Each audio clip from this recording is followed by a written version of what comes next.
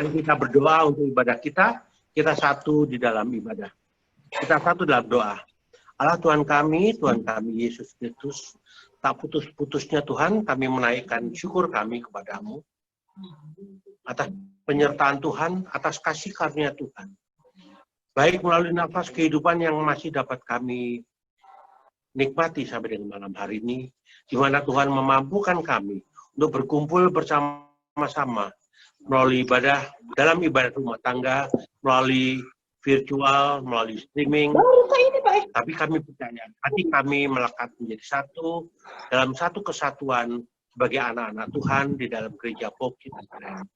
Tuhan sertai Bapak Penatua Otto Napitupulu yang akan menyampaikan renungan bagi kami semua. Kiranya apa yang disampaikan dapat kami terima, kami simpan dalam hati kami dan kami laksanakan dalam kehidupan kami sehari-hari. Kami juga berdoa untuk Pendeta Wenli yang akan menyampaikan doa syafaat bagi kami nanti. Inilah kami Tuhan dengan segala kelemahan dan dosa kami. Ampunilah segala dosa dan salah kami dan kami naikkan doa ini dalam nama Tuhan Yesus Kristus Juru Selamat kami yang hidup. Amin. Ungkapan pujian dari Mazmur 62, bait 2, ayat 2 dan 3, serta 6 sampai dengan 8. Pak Arief, sebentar sebelum ungkapan pujian, sambutan perwakilan keluarga, sebentar Pak Arief. Kelewatan, enggak ada. Oke, mohon maaf. Sebelum kita tata ibadahnya, soalnya lupa. Ya, kami persilakan Pak Antoni Huta Barat, mohon maaf, sebelum kita masuk dalam ungkapan puji-pujian untuk menyampaikan sambutan mewakili ketiga keluarga yang menjadi tuan rumah. Kami silakan Pak Antoni. Terima kasih Pak Arief. Salam. Salam. Selamat malam Bapak Pendeta, Ibu Pendeta, dan Majelis Gereja POP Citragreen. Kami dari keluarga yang terjadwal sebagai tuan rumah, yang mana terdiri dari saya sendiri, Antoni Huta Barat, Bapak Penatua Firdaus Satrio Maseo, Bapak Saud Pangabean, Bapak Tolo Siombing, mengucapkan terima kasih atas kehadiran Bapak Ibu sekalian dalam ibadah rumah tangga ini. Kami merasa sangat berbahagia karena kita boleh bersekutu dalam ibadah saat ini walaupun melalui virtual Zoom. Saya yakin Tuhan hadir bersama kita dalam ibadah ini. Semoga Tuhan memberkati kita dalam pelaksanaan ibadah ini dari awal hingga akhir. Amin. Terima kasih. Terima kasih Pak Antoni. Kita masuk dalam ungkapan puji-pujian yang kita sampaikan secara berbalasan, yaitu dari Mazmur 62 ayat 2 dan 3, serta ayat 6 sampai dengan 8. Hanya dekat Allah saja aku tenang, daripadanya lah keselamatanku. Jemaat. Hanya dialah gunung batuku dan samatanku, kota bentengku, aku tak akan goyah. Hanya pada Allah saja kiranya aku tenang, sebab daripadanya lah harapanku. Hanya dialah gunung batuku dan samatanku, kota bentengku, aku tidak akan goyah. Pada Allah ada keselamatanku dan kemuliaanku, gunung batu kekuatanku, tempat perlindungan ialah Allah. Percayalah kepadanya setiap waktu, hai umat, curahkanlah isi hatimu di hadapannya. Allah ialah tempat perlindungan kita. Nah, kalian sebelum kita nanti masuk dalam pelayanan sabda, mungkin ada dari keluarga jemaat yang ingin menyampaikan kesaksian pujian. Ada? Keluarga Ibu Naomi mau memuji Tuhan?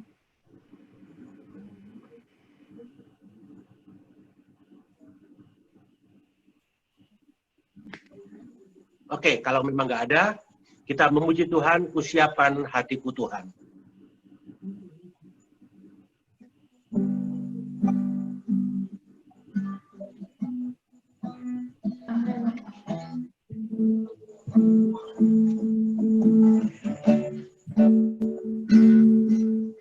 Kusiapkan hatiku Tuhan, menyambut firman-Mu saat ini.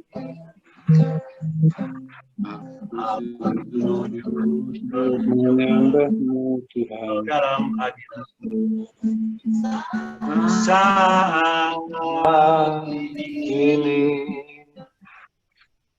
akan curahan-Mu Tuhan, Curahkanlah berkat-Mu kepada umat-Mu saat ini. Ku siapkan hatiku Tuhan, mendengar firman-Mu. Firman-Mu Tuhan, tiada berubah.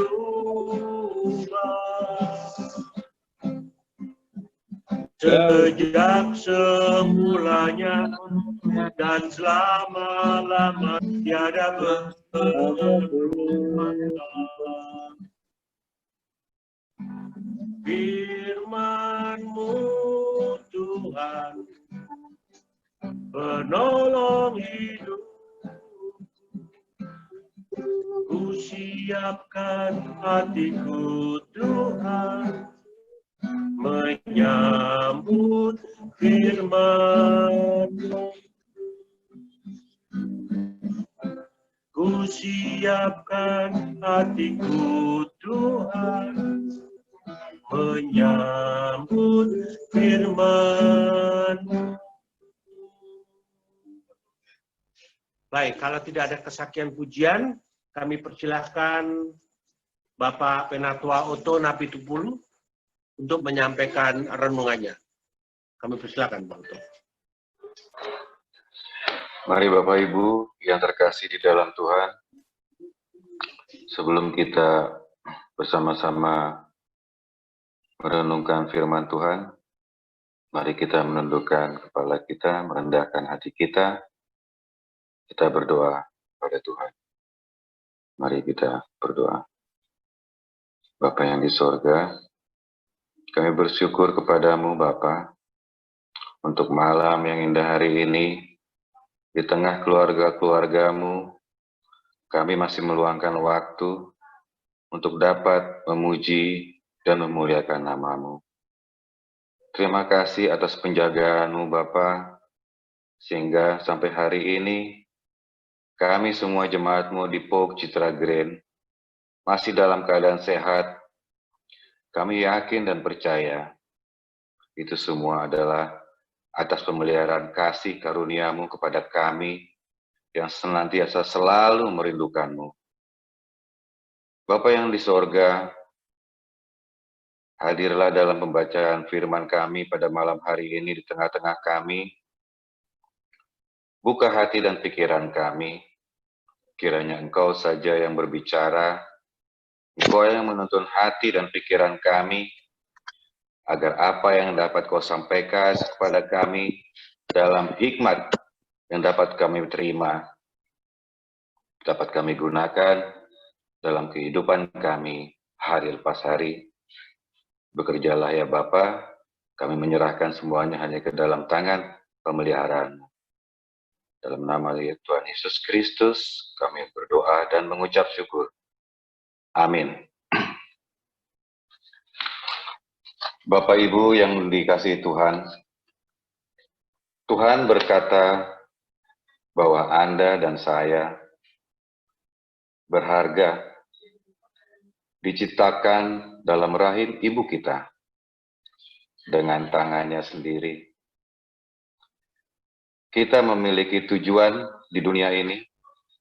Tuhan berkata bahwa Dia memanggil kita dengan nama kita, dan kita adalah kepunyaannya. Kepercayaan diri adalah hal yang sangat indah, yang menguatkan kita untuk menghadapi hidup dengan keberanian, keterbukaan, dan kejujuran. Setiap orang Kristen dengan kepercayaan diri yakin bahwa mereka dicintai, berharga, dan aman dalam rancangan Tuhan bagi hidup mereka. Bapak, Ibu, Saudara yang dikasihi Tuhan, firman Tuhan menyapa kita untuk menyambut Tuhan dalam ibadah rumah tangga. Tema kita malam hari ini, percaya diri yang keliru. Injil bacaan terambil dari Hakim-Hakim 7, ayat 8, Hakim-Hakim 7 sampai Hakim-Hakim 8, ayat yang ketiga. Kita akan membaca secara bergilir. Kita akan membacanya 3 ayat. Kemudian saya akan menunjuk Bapak Ibu Saudara yang di rumah yang terkasih untuk melanjutkannya 3 ayat juga. Demikian untuk menunjuk pembaca firman berikutnya sampai terakhir ayat Hakim-Hakim 8 ayat 3. Mari kita membaca.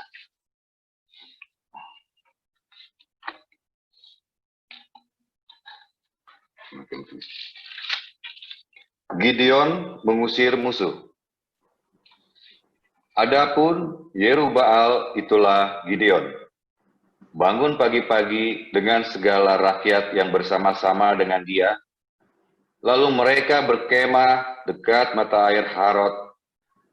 Perkemahan orang Midian itu ada di sebelah utaranya, dekat bukit More di lembah.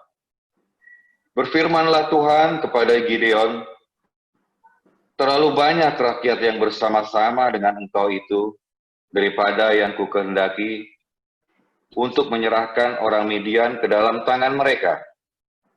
Jangan-jangan orang Israel memegah-megahkan diri terhadap aku sambil berkata, tanganku sendirilah yang menyelamatkan aku. Maka sekarang serukanlah kepada rakyat itu. Demikian. Siapa yang takut dan gentar, biarlah ia pulang.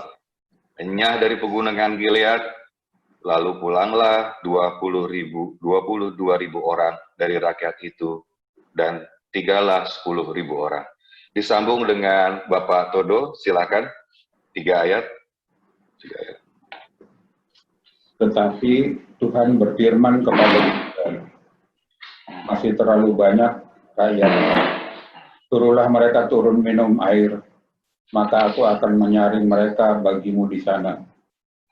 Siapa yang kufirmankan kepadamu, inilah orang yang akan pergi bersama-sama dengan engkau. Dialah yang akan pergi bersama-sama dengan engkau. Tetapi barang siapa yang kufirmankan kepadamu, inilah orang yang tidak akan pergi bersama-sama dengan engkau, dialah yang tidak akan pergi. Lalu Gideon menyuruh rakyat itu turun minum air, dan berfirmanlah Tuhan kepadanya, barang siapa yang menghirup air dengan lidahnya, seperti anjing menjilat, haruslah kau kumpulkan tersendiri. Demikian juga semua orang yang berlutut untuk minum. Jumlah orang yang menghirup dengan membawa tangannya ke mulutnya ada 300 orang. Tetapi yang lain dari rakyat itu semuanya berlutut minum air. Silakan Pak Todo menunjuk siapa yang akan membaca berikutnya, yang akan membaca 3 ayat. Naomi.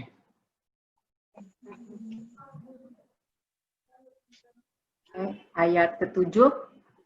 Lalu berfirman ayat 7, lalu berfirmanlah Tuhan kepada Gideon, dengan ke-300 orang yang menghirup itu akan kuselamatkan kamu. Aku akan menyerahkan orang Midian ke dalam tanganmu, tetapi orang lain dari rakyat itu semuanya boleh pergi masing-masing ke tempat kediamannya. Dari rakyat itu mereka mengambil bekal dan sangsakala. Demikianlah seluruh orang Israel disuruhnya pergi, masing-masing ke kemahnya. Tetapi ke-300 orang itu di tanahnya, tetapi ke-300 orang itu ditahannya. Adapun perkemahan orang Midian ada di bawahnya, di lembah. Pada malam itu berfirmanlah Tuhan kepadanya, bangunlah, turunlah menyerbu perkemahan itu, sebab telah kuserahkan itu ke dalam tanganmu. Saya akan menunjuk apa ya? Pak Saud. Enggak deh, aku nunjuk. Bentar ya. Ini Bu Emi. Bu Emi Sitinjak. Ada? Bu Emi. Oke, nggak ada ya. Mungkin Pak Ganda ya, bantu ya.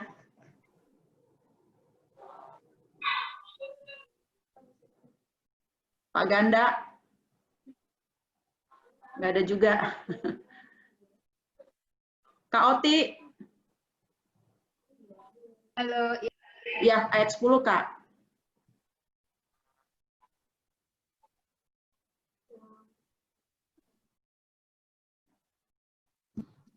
Oke, unmute dulu, Kak. Oh, sorry. Sudah ya? Ya. Ayat 10. Tetapi jika engkau takut untuk turun menyerbu, turunlah bersama dengan Pura, bujangmu, ke perkemahan itu. Maka kau dengarlah apa yang mereka katakan. Kemudian engkau akan mendapat keberanian untuk turun menyerbu perkemahan itu. Lalu turunlah ia dengan Pura, bujangnya itu, sampai kepada penjagaan terdepan laskar di perkemahan itu. Adapun orang Midian dan orang Amalek dan semua orang dari sebelah timur itu bergelimpangan di lembah itu, seperti belalang banyaknya, dan unta mereka tidak terhitung, seperti pasir di tepi laut banyaknya.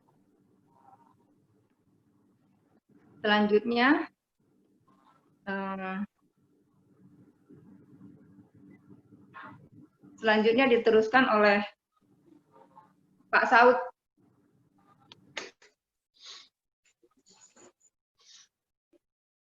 Pak Saud di-unmute dulu. Oke, siap. Ini ayat 13 ya? 13 sampai dengan 13, 14, 15. Ya, oke. Ketika Gideon sampai ke situ, kebetulan ada seorang menceritakan mimpinya kepada temannya. Katanya, aku bermimpi, tampak sekeping roti jelai terguling masuk ke perkemahan orang Midian. Setelah sampai ke kemah ini, dilanggarnyalah kemah ini, sehingga roboh dan dibongkar bangkirkannya. Demikianlah kemah ini habis runtuh. Lalu temannya menjawab, ini tidak lain dari pedang Gideon bin Yoas, orang Israel itu. Allah telah menyerahkan orang Midian dan seluruh perkemahan ini ke dalam tangannya. Segera sesudah Gideon mendengar mimpi itu, diceritakan dengan maknanya, sujudlah ia menyembah. Kemudian pulanglah ia ke perkemahan orang Israel, lalu berkata, bangunlah, sebab Tuhan telah menyerahkan perkemahan orang Midian ke dalam tanganmu. Dah. Mas Saud mau nunjuk siapa? Mau minta siapa? Silakan ke Pak Antoni Huta Barat, mungkin bisa lanjut.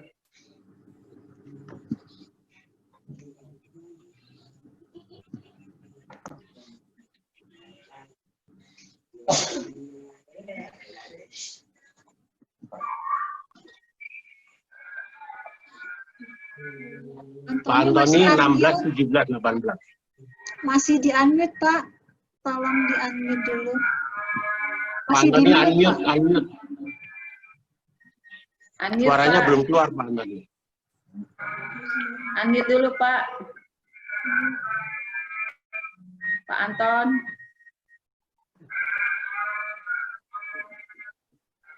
Kok bisa ya, yang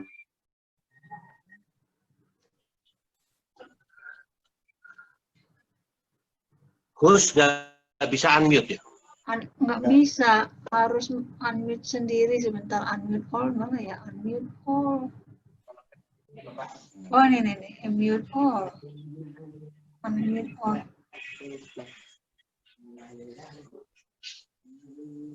Pak Antoni, mohon diulang tadi masih unmute. Suaranya. Pojok kiri bawah diklik.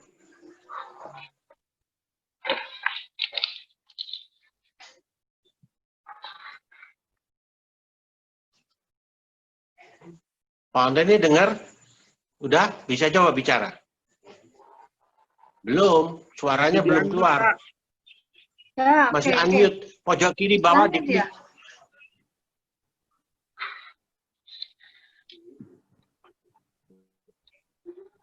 Pojok kiri bawah gambar mikrofon itu diklik sampai warna merahnya hilang, Pak. Masih mute itu.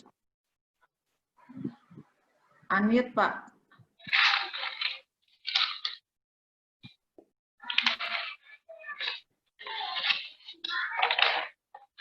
Belum.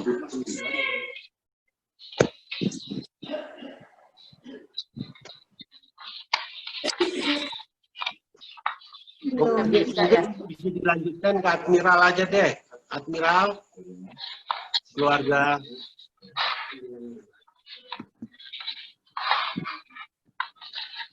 Lampu Lembang, ayat berapa tadi? Ayat 16. Yang 16 sampai 18 sampai 18. Oke, 16, 17, 18. Lampu Lembang, tolong. Sesudah itu dibaginya ke 300 orang itu dalam 3 pasukan, dan ke tangan mereka semuanya diberikannya sangkakala dan buyung kosong dengan sulu di dalam buyung itu. Dan berkatalah ia kepada mereka, perhatikanlah aku dan lakukanlah seperti yang kulakukan. Maka apabila aku sampai ke ujung perkemahan itu, haruslah kamu lakukan seperti yang kulakukan. Apabila aku dan semua orang yang bersama dengan aku meniup sangkakala, maka haruslah kamu juga meniup sangkakala sekeliling kamu juga sekeliling seluruh perkemahan itu dan berseru, demi Tuhan dan demi Gideon. Pak Antoni Ibu mau udah nunjuk siapa? Mau unmute minta ini. siapa? Pak Antoni udah unmute. Udah. Sudah Pak ya? Oh, Pak Antoni lagi deh, 19. Baik Pak. 19, 20, 21. Baik Pak. Lalu Gideon dan ke-100 orang yang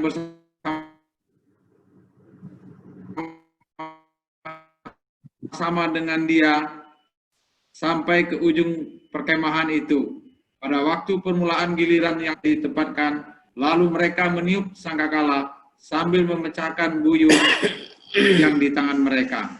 Demikianlah ketika pasukan itu bersama-sama meniup sangkakala dan memecahkan buyung dengan memegang obor di tangan sangkakala di tangan kanannya untuk ditiup serta berseru, pedang demi Tuhan dan demi Gideon. Sementara itu, tinggallah mereka berdiri masing-masing di tempatnya sekeliling perkemahan itu, tetapi tentara musuh menjadi kacau balau, berteriak-teriak dan melarikan diri. Pak, tadi mau minta siapa? Masih ada yang lain, Pak ya? Pak, apa lagi Pak ya? Pak Fahri? Pak Fahri, oke. Oke, 22 sampai berapa ya rencana Pak? 24. 33 ayat, Pak. 24, 33 ayat Pak Fahri. Oke.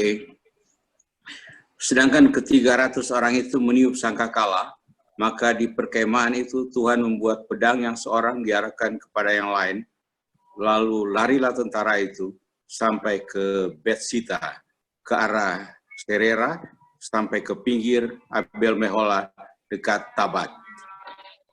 Kemudian dikerahkanlah orang-orang Israel dari suku Naftali, dan dari suku Asyar, dan dari segenap suku Manasye. Lalu mereka mengejar orang Midian itu. Gideon menyuruh juga orang di seluruh pegunungan Efraim dengan pesan, turunlah menghadapi orang Midian, dan dudukilah segala batang air sampai ke Bet-bara dan juga sungai Yordan. Maka semua orang Efraim dikerahkan, lalu mereka menduduki segala batang air sampai ke Bet-bara juga sungai Yordan. Sampai sini atau perlu ditunjuk lagi? Saya kira yang terakhir kembali kepada Pak Utu deh, sampai selesai. Oke. Baiklah. Ayat yang 25, mereka berhasil menawan dua raja Midian, yakni Oreb dan Zeb. Oreb dibunuh di gunung batu Oreb, dan Zeb dibunuh dalam tempat pemerasan anggur Zeb. Mereka mengejar orang Midian itu, lalu mereka membawa kepada Oreb dan kepala Zeb kepada Gideon di seberang sungai Yordan. Ayat Hakim-Hakim 8, ayat 1. Lalu berkatalah orang-orang Efraim kepada Gideon, apa macam perbuatan ini terhadap kami? Mengapa engkau tidak memanggil kami ketika engkau pergi berperang melawan orang Midian? Lalu mereka menyesali dia dengan sangat. Jawabnya kepada mereka, apa perbuatanku dalam hal ini jika dibandingkan dengan kamu? Bukankah pemetikan susulan oleh suku Efraim lebih baik hasilnya dari panen buah anggur kaum Ebiezer? Allah telah menyerahkan kedua raja Midian itu, yakni Oreb dan Zeb, ke dalam tanganmu. Apa yang telah dapat kucapai sehingga dibandingkan dengan kamu? Setelah ia berkata demikian, maka redalah marah mereka terhadap dia. Berbahagialah mereka yang mendengarkan firman Allah dan memeliharanya. Bapak Ibu yang terkasih, melalui pembacaan firman tadi, kita akan bersama mempelajari percaya diri yang keliru dengan menemukan sikap-sikap yang membuat sebagian besar pasukan Gideon tidak lulus seleksi rohani sehingga tidak dipakai Tuhan. Pada suatu hari Minggu, kira-kira jam 9.55,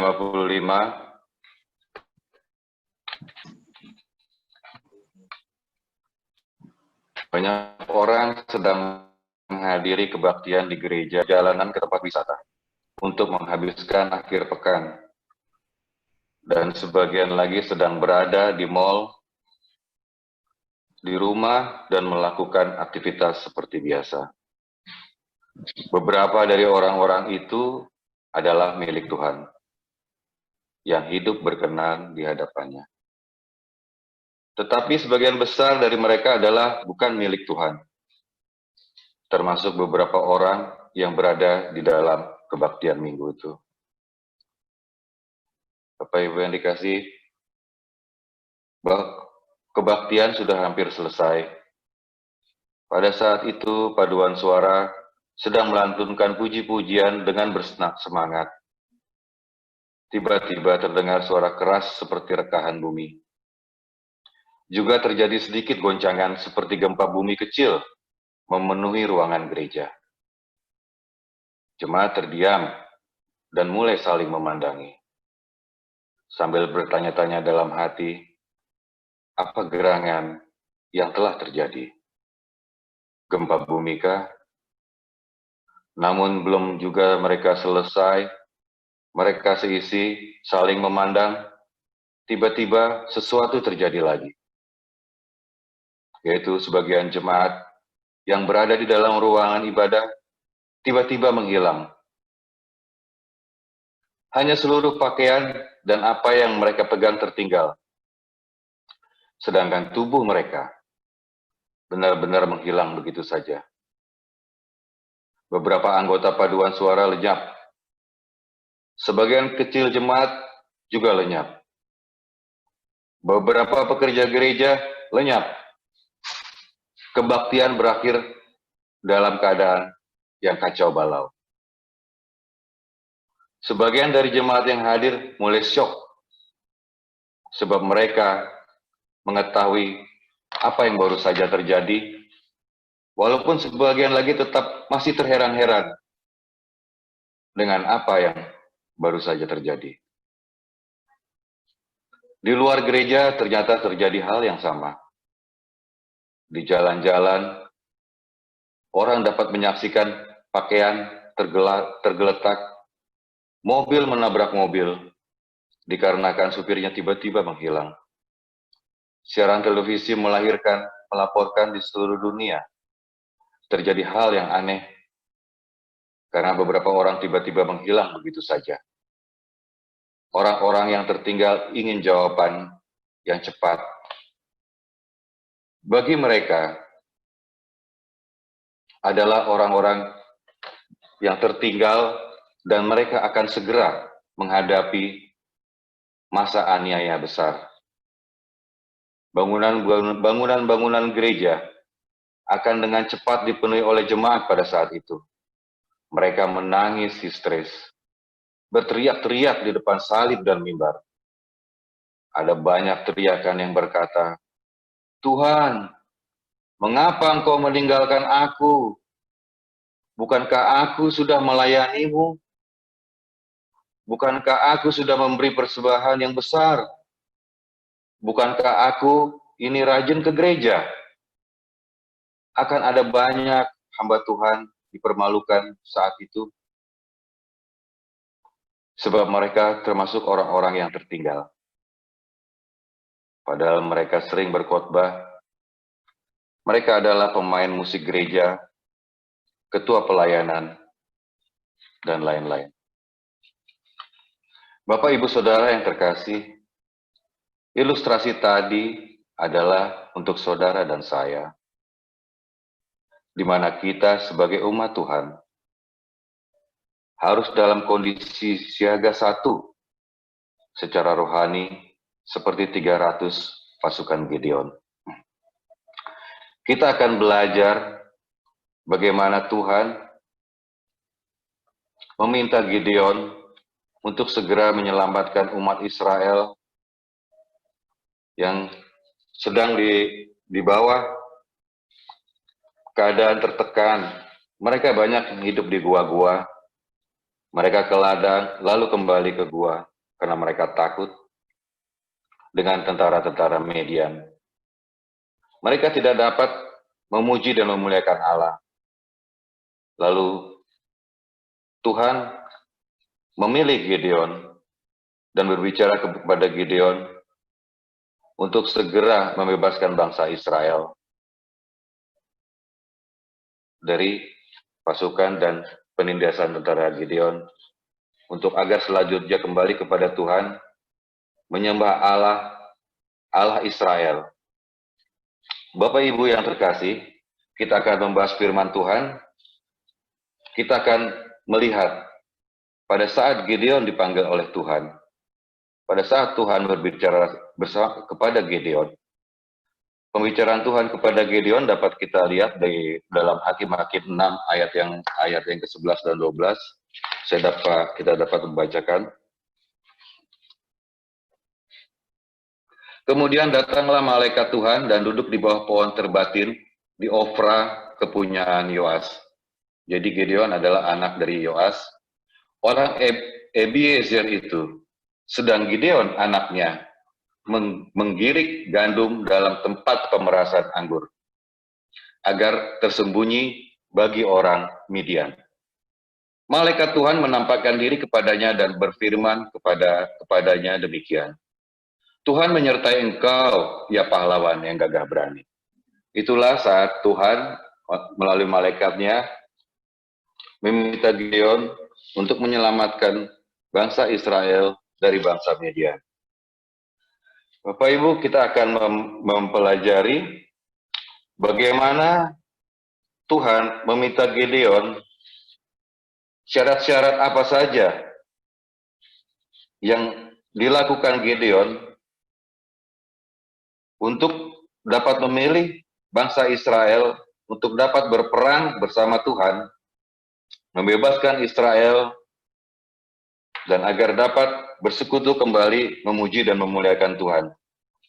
Sebenarnya Bapak Ibu yang terkasih, bahwa cerita Gideon ini selain hakim-hakim ini, secara umum adalah cerita tentang rohani, cerita tentang bagaimana Tuhan mengangkat, memilih hakim-hakim pada saat itu.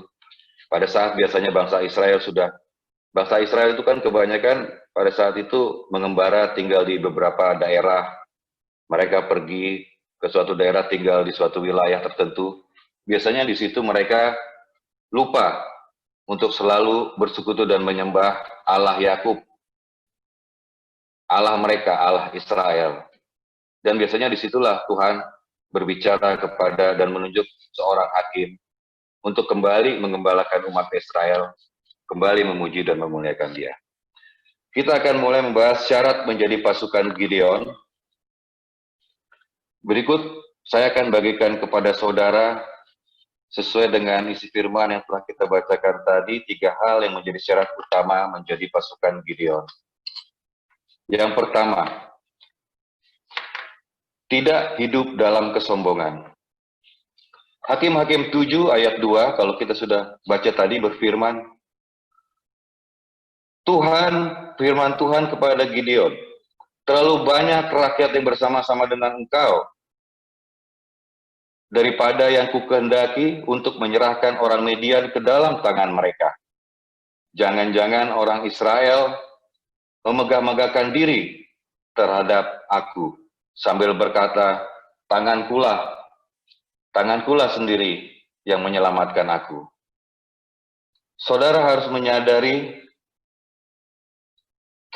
bahwa kita segala berkat yang saudara miliki, saya miliki, segala keberhasilan yang saudara dapatkan, itu semua karena anugerah Tuhan. Jangan sampai ada di antara saudara dan saya yang berkata bahwa itu adalah hasil usaha saudara dan saya semata-mata. Tetapi sadarilah bahwa karena Tuhan memberkati kita sajalah, maka apa yang kita usahakan menjadi berhasil.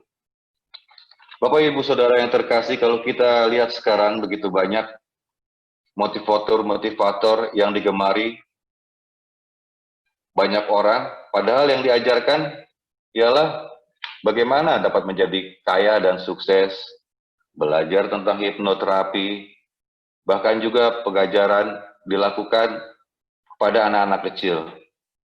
Mereka membuka kursus-kursus tertentu, bagaimana kursus menjadi pembicara yang sukses, kursus menjadi penjual yang sukses, dan lain sebagainya.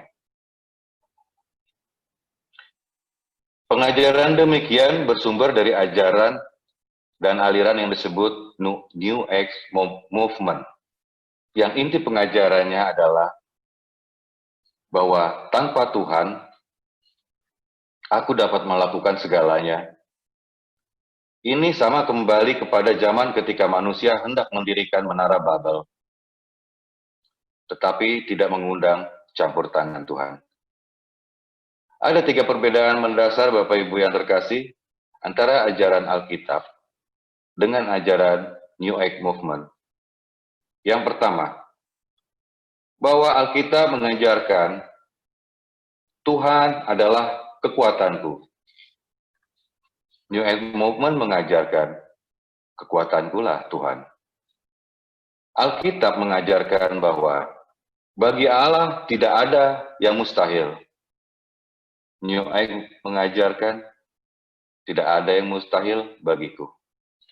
Yang ketiga, Alkitab mengajarkan bahwa manusia merencanakan, tapi Tuhan yang menentukan. New Age mengajarkan, apapun rencanaku, pasti jadi. Bapak, Ibu, Saudara yang terkasih dalam Tuhan Yesus, ajaran-ajaran demikian akan membawa manusia menjadi sombong. Karena segala sesuatunya bersumber dari dirinya, dari kekuatannya sendiri. Alkitab berkata bahwa kesombongan mendahului kejatuhan, tetapi marilah kita senantiasa menjadikan Tuhan sebagai sumber segalanya dalam hidup kita, sehingga kita selalu bergantung kepadanya serta mengandalkannya senantiasa. Kadang-kadang Bapak Ibu, jika kita terlalu percaya diri, terus selalu mengandalkan diri kita sendiri, kita akan selalu kadang mendapat kecewa, sakit hati. Kita menjadi kecewa dalam kehidupan bergereja kita menjadi kecewa. Kadang-kadang kita kecewa dengan orang, kecewa dengan suatu keadaan, dengan pelayanan, dengan teman-teman satu gereja yang mungkin tidak mendukung kita, menolong kita. Semua bisa kecewa dalam kehidupan berumah tangga, dalam kehidupan pergaulan di sekolah, dalam pergaulan hubungan ayah dan anak. Kita kadang merasakan kekecewaan. Kadang kita merasa bahwa kita sudah benar, namun apa yang terjadi selalu muncul rasa kecewa di dalam hati kita. Pendeta bisa kecewa. Orang yang bertahun-tahun iring Tuhan bisa kecewa. Kita bingung. Ada orang yang sudah pelayanan bertahun-tahun bisa mundur dari pelayanan. Kok dulu semangat untuk Tuhan, sekarang sudah setengah-setengah. Dulu aktif di pelayanan, kok sekarang berdosa, berzina. Itu karena kecewa Bapak Ibu Saudara. Kecewa bisa dapat melanda siapa saja bagi yang membuka diri kepada kekecewaan itu. Sebenarnya Bapak Ibu Saudara yang terkasih, kalau kita memandang kecewa, suatu keadaan, bahwa kecewa yang kita rasakan bukan suatu keadaan, tetapi sikap kita menghadapi keadaan. Kalau kita selalu bersandar kepada Tuhan dan bukan kepada diri sendiri, kita tidak percaya diri yang salah, bahwa kita merasa benar, dan kita tidak memandang Tuhan sebagai kebenaran dalam hidup kita, maka kekecewaan akan selalu timbul di dalam hati kita. Karena kita tidak memandang suatu persoalan, memandang keadaan itu dengan suatu sikap yang benar, suatu sikap yang mengandalkan Tuhan dalam laku kita, dalam pikiran kita, dalam hati kita. Padahal Tuhan sudah berjanji kepada kita dalam Roma 8 ayat 31. Segala perkara dapat kutanggung di dalam Dia yang memberi kekuatan kepadaku. Jadi itulah janji Tuhan Bapak Ibu Saudara. Biarkan Tuhan yang berperkara kepada segala persoalan kita. Jangan kita salah mengandalkan percayaan diri kita. Apapun dalam langkah hidup kita, dalam hubungan kita, dalam sikap kita, hubungan kita di kantor, mungkin sesama majelis, hubungan antara pendeta dan jemaat, hubungan antar jemaat dengan jemaat semuanya, berusahalah kita mengandalkan hanya Tuhan saja. Jangan mengandalkan diri sendiri. Karena semua Rasul Paulus juga mengatakan, di luar aku, kamu tidak dapat berbuat apa-apa. Yang kedua, Bapak Ibu Saudara, apa yang dapat kita pelajari, apa yang dapat kita lihat dari syarat menjadi pasukan Gideon adalah tidak hidup dalam ketakutan. Kita dapat melihatnya, kita buka Alkitab kita, coba Hakim-Hakim 7 ayat yang ketiga. Kita akan membedah Alkitab kita, dan kita akan coba mengerti makna dari ayat tersebut. Maka sekarang, serukanlah kepada rakyat itu demikian, siapa yang takut dan gentar, biarlah ia pulang, enyah dari pegunungan Gilead. Lalu pulanglah 22.000 orang dari rakyat itu, dan tinggal 10.000 orang.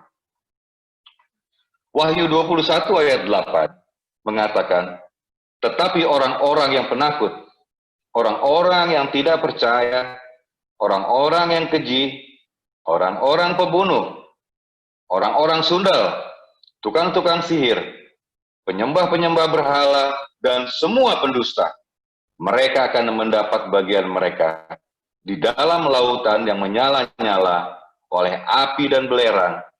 Inilah kematian yang kedua.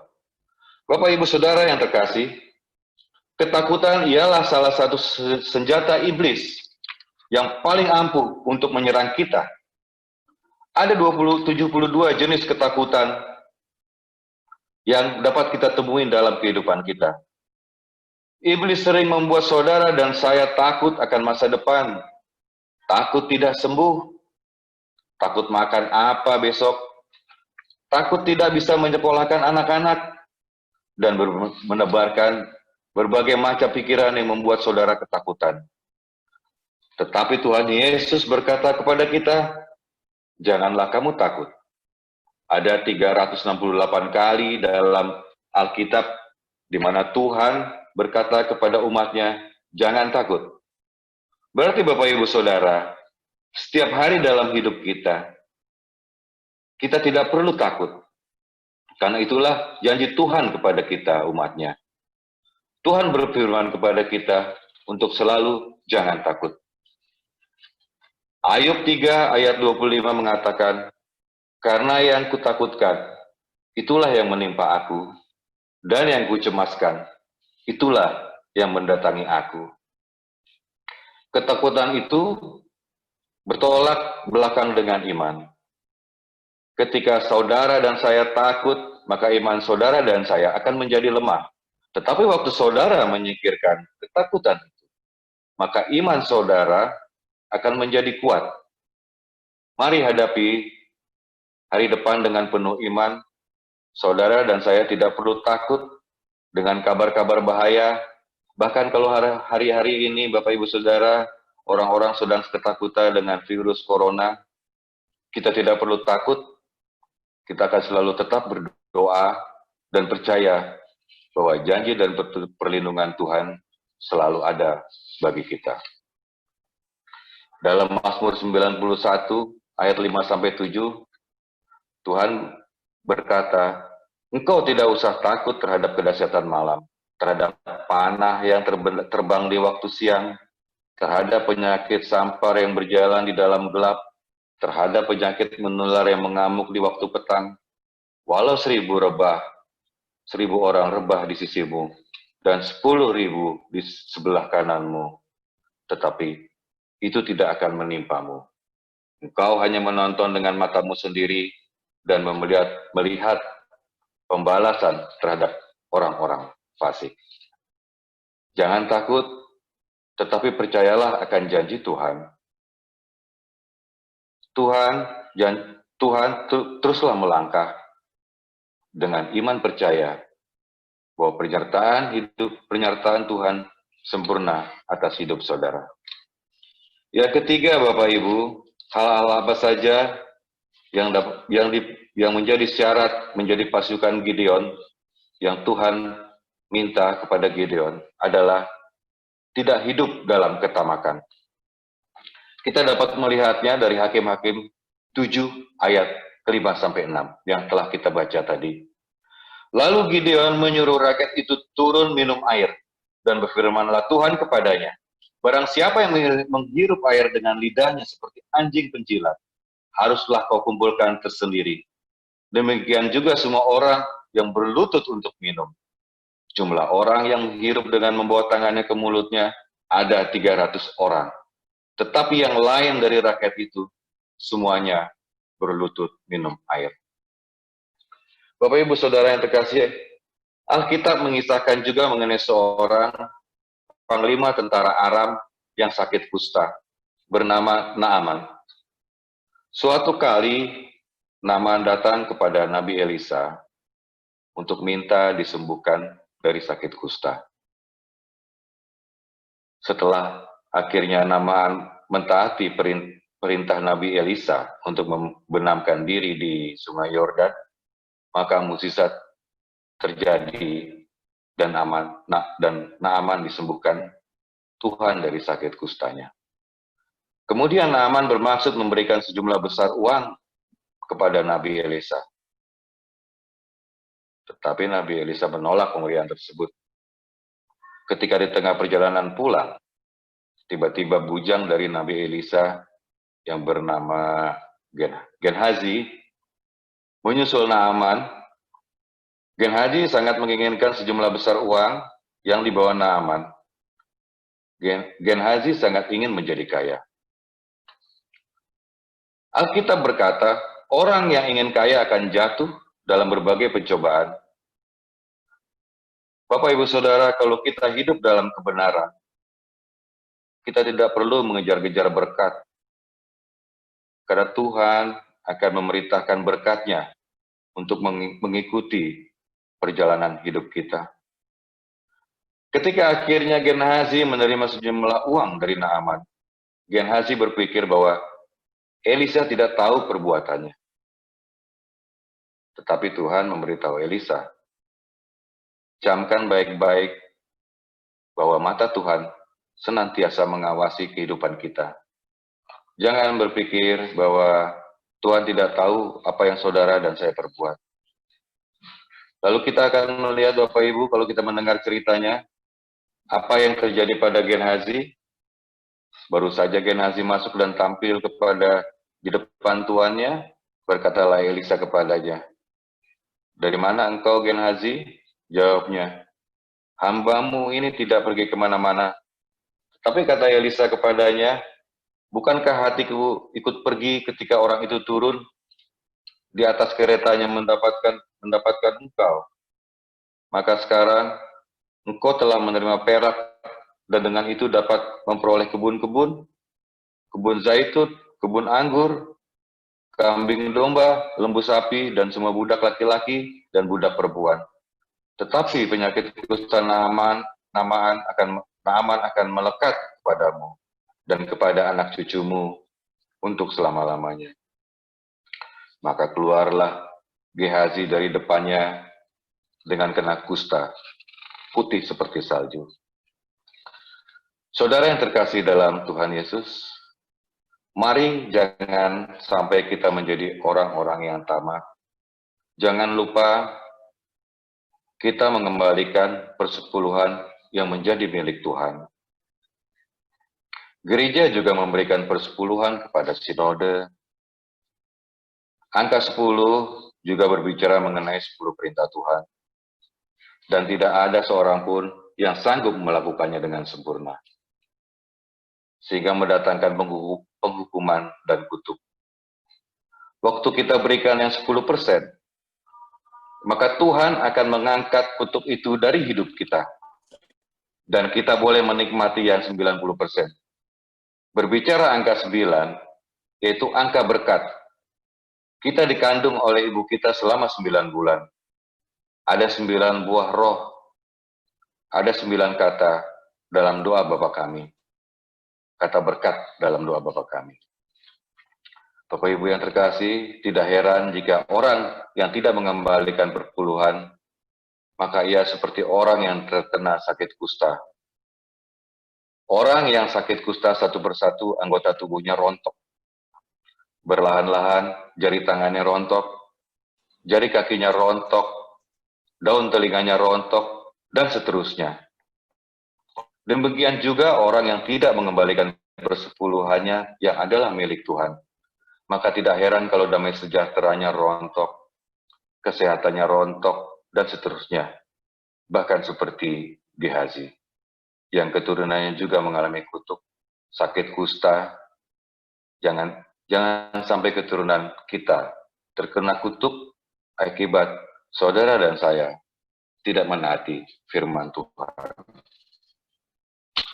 Bapak, Ibu, ya saudara yang dikasihi Tuhan, itulah hal-hal yang tidak disukai Tuhan dalam kehidupan pada saat itu terhadap kehidupan bangsa Israel pada saat itu di daerah Median. Bapak, Ibu, saudara yang dikasihi Tuhan, Tuhan ingin menyelamatkan saudara. Tuhan ingin menanggung persoalan hidup saudara. Jika kita tidak hidup dalam kesombongan, tidak hidup dalam ketakutan, tidak hidup dalam ketamakan, 2 Petrus 3 ayat 9 menyatakan, Tuhan tidak lalai menepati janjinya. Sekalipun ada orang yang menganggapnya sebagai kelalaian, tetapi ia sabar terhadap kamu, karena ia menghendaki supaya jangan ada yang binasa, melainkan supaya semua orang berbalik dan bertobat. Bapak, Ibu, saudara yang terkasih, percaya dirilah hanya dalam kasih pemeliharaan Tuhan saja. Kiranya Dia, Allah dan Bapa kita, Yesus Tuhan kita, membukakan jalan kepada kita. Ada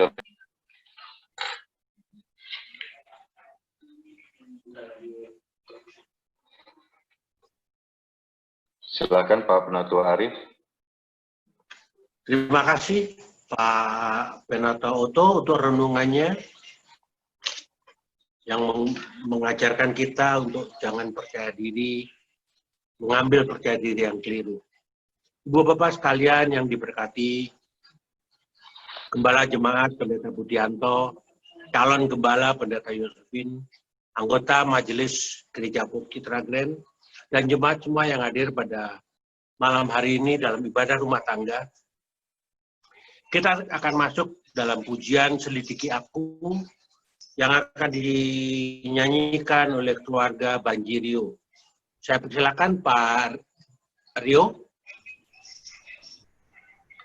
Ya, terima kasih Pak Arif. Suara saya terdengar? Terdengar. Oke. Kita bernyanyi lagu Selidiki Aku.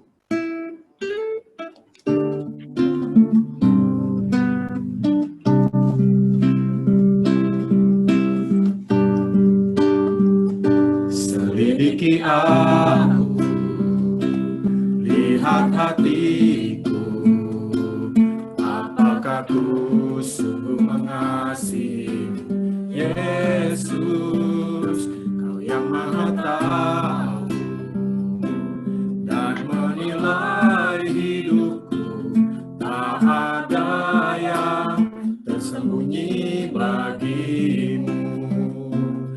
Aku lihat kebaikan-Mu yang tak pernah habis di hidupku. Ku berjuang sampai akhirnya Kau dapati aku tetap setia. Aku lihat kebaikan-Mu yang tak pernah habis di hidupku. Ku berjuang sampai akhirnya Kau dapati aku tetap setia. Kau dapati aku tetap setia. Kau dapati aku tetap setia.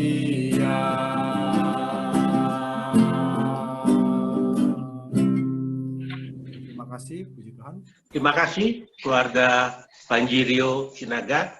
Kita akan masuk dalam doa syafaat yang akan dibawakan oleh Pendeta Wenli Mandali. Kami persilakan Pak Wenli. Mari Bapak Ibu kita satu di dalam doa, membawa setiap pergumulan kita pada Tuhan. Mari kita berdoa. Tuhan Yesus, kami datang membawa setiap ungkapan syukur kami yang mendatangkan sukacita maupun duka cita dalam kehidupan kami. Kami mengucap syukur pada Engkau Tuhan.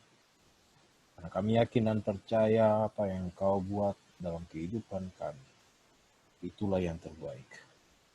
Kami yakin dan percaya Engkau selalu ada buat kami, menyertai kami. Sehingga kami tidak perlu ragu atas kasih karunia penyertaan daripada Tuhan.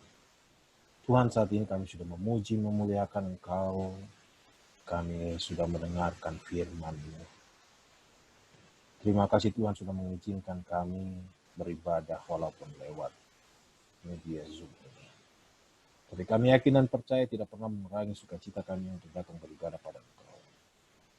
Terima kasih Tuhan. Tuhan, kami bawa setiap pergumulan hidup kami pada Engkau, masing-masing keluarga kami. Tuhan, saat ini kami mau berdoa buat keluarga Bapak Todo Sihombing. Tuhan, dalam masa pemulihan Bapak Todo Sihombing, Tuhan mau sertai. Kiranya masa pemulihan ini ada dalam penyertaan Tuhan. Dan semakin baik, semakin hari semakin baik dan semakin sehat. Bapak Todo. Kami juga berdoa buat kesehatan keluarga. Ada Bu Elvi, ada Kak Feraldo Sihombing, dan ada Kak Abigail Sihombing. Tuhan Yesus, hamba yakin dan percaya Engkau mau melihat keluarga ini. Sehingga apapun yang keluarga gumuli, Tuhan mau jawab seluruh cinta dan kasih sayang Tuhan. Berikan kesehatan yang baik buat keluarga. Kami juga berdoa buat keluarga Bapak Kanton Kita Barat. Bapak juga berikan kesehatan yang baik buat keluarga. Apapun yang keluarga gumuli, Tuhan mau jawab seluruh cinta dan kasih sayang Tuhan. Tuhan, saat ini juga kami berdoa buat keluarga Bapak Saul Panabian. Kesehatan yang sama yang kami minta, Tuhan Yesus berikan kesehatan yang baik buat Bapak dan keluarga. Kami mau bawa pergumulan keluarga. Kiranya Bapak mau sertai anak kekasih Marcel yang akan mengikuti ujian UTBK tanggal 25 Juli nanti. Dan semoga dalam kehendak Tuhan, Kak Marcel bisa masuk PTN sesuai yang dicita-citakan. Kami serahkan ke dalam tangan-Mu Tuhan, berikan hikmat buat Kak Marcel. Sehingga apa yang dia kerjakan menurut apa yang Kau kehendaki. Hamba yakin dan percaya Engkau menjadikan Kak Marcel berhasil. Seluruh cinta dan kasih sayang Tuhan. Apapun yang dia cita-citakan, Tuhan mau berkati. Ada dalam kehendak Tuhan. Kiranya dalam ujian yang akan dilakukan, Tuhan campur tangan. Ada bersama-sama dengan Kak Marcel. Tuhan, saat ini juga kami berdoa buat keluarga penatua Bapak Satria Maseo. Untuk kesehatan yang sama juga berikan kesehatan yang baik.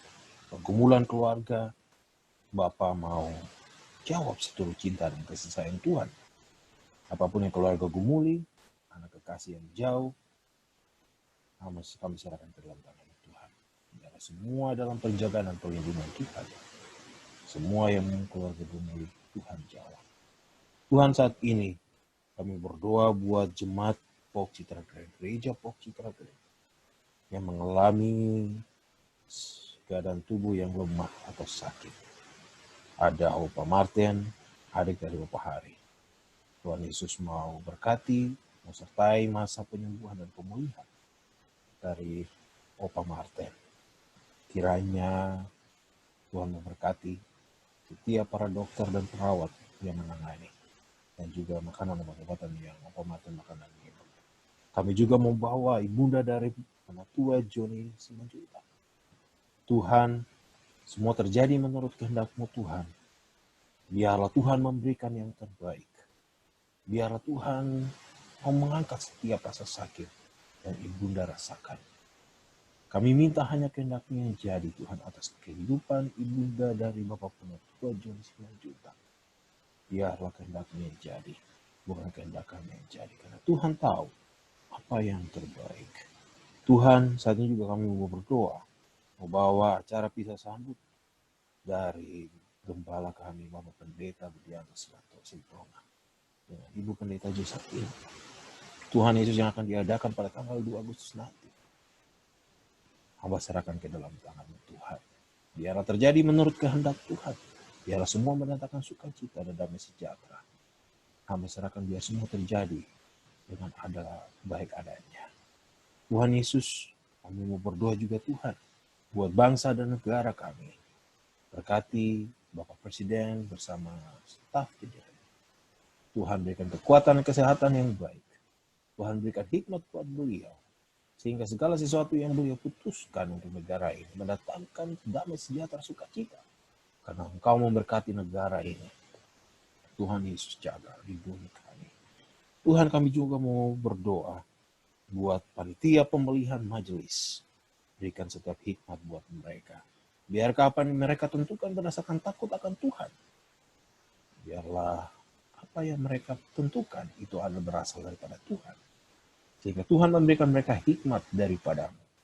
Sehingga semua terjadi dengan penuh tanggung jawab dan penuh sukacita damai sejahtera untuk kemajuan pelayanan dalam gereja Protestan. Kami berdoa Tuhan bahwa setiap jemaat yang dipilih untuk menjadi pelayan, taruhlah hikmat buat mereka dengan kerendahan hati mereka melayani Engkau. Supaya dengan takut akan Tuhan, mereka melayani jemaat-Mu. Dengan takut akan Tuhan, mereka bertanggung jawab sesuai dengan apa yang mereka perbuat. Biarlah Tuhan taruh kerendahan hati buat mereka, agar mereka setia untuk melayani Engkau lebih sungguh lagi. Tuhan, inilah kami. Ampuni segenap salah dan dosa kami Tuhan. Ya kami lakukan sengaja maupun tidak sengaja melalui perkataan, perbuatan maupun pemikiran kami, ampuni kami Tuhan. Dan biarlah hanya kehendak Yesus kehidupan kami. Bukan kehendak kami yang jadi Tuhan Yesus. Dan kami hanya berdoa di dalam nama Tuhan Yesus Kristus. Tuhan dan Juru Selamat kami. Yang telah mengajar kami berdoa sempurna. Doa Bapa kami secara bersama-sama. Bapa kami yang ada dalam kerajaan surga. Dikuduskan.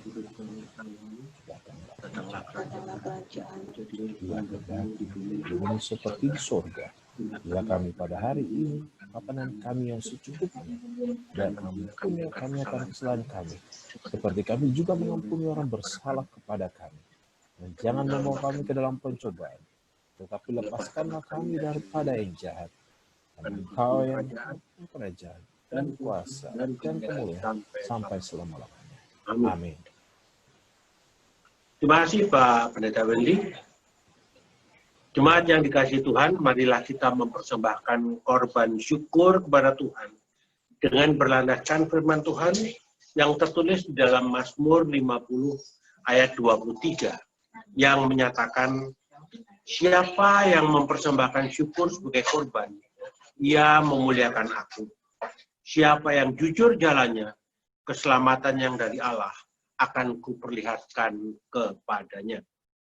Jemaat yang ingin memberikan persembahan dapat dikumpulkan dalam amplop yang nanti diserahkan ke gereja.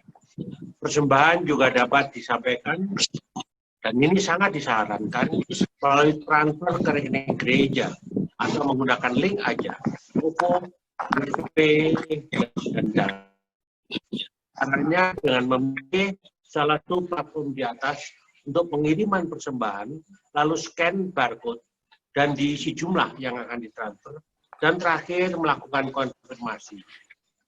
Terlampir adalah QR Code link Gereja Pokitra Grand. Sambil memberikan persembahan, betapa kita tidak bersyukur.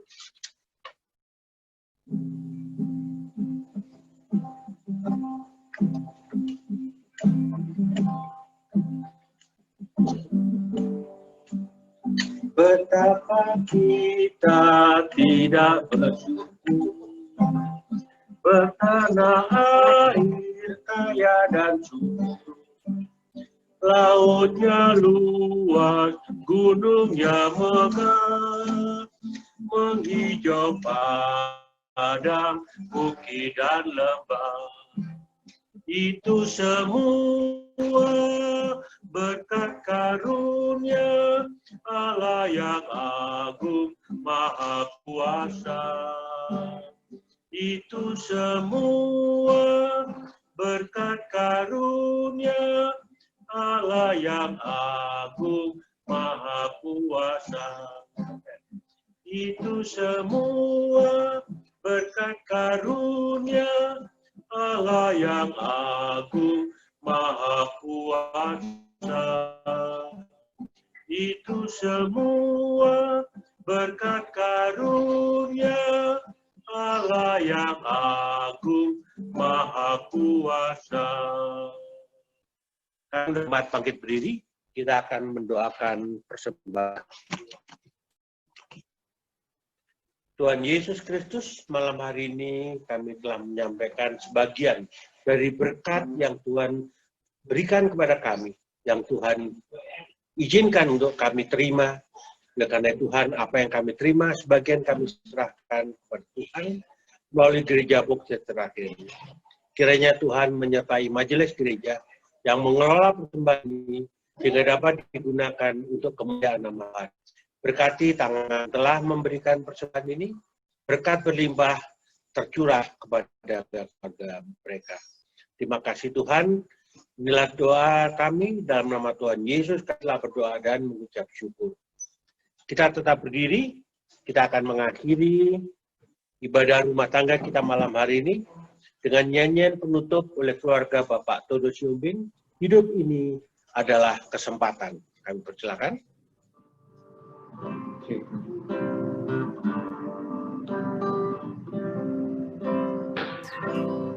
Hidup ini adalah kesempatan.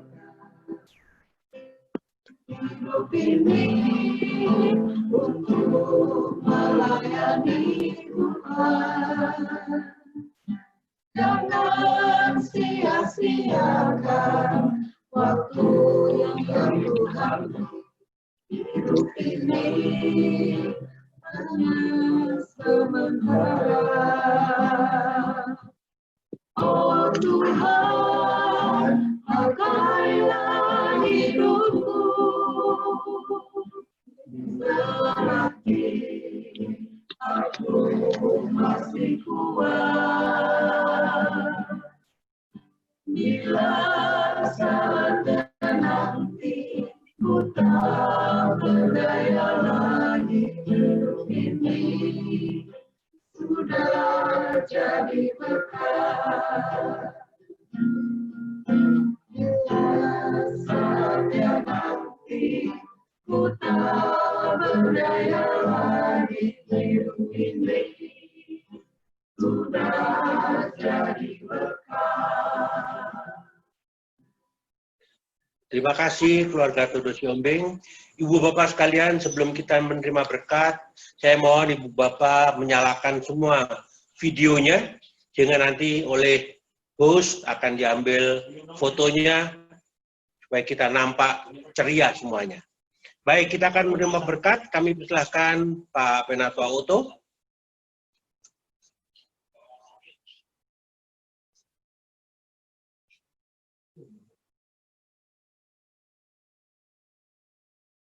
Penota Otto, tolong di-mute, unmute.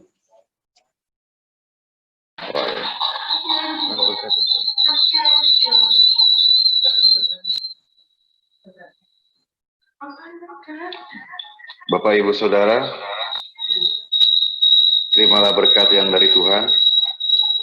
Kiranya kasih setia Tuhan menyertai Bapak, Ibu, Saudara, sekarang sampai selama-lamanya. Amin. Amin. Amin. Amin.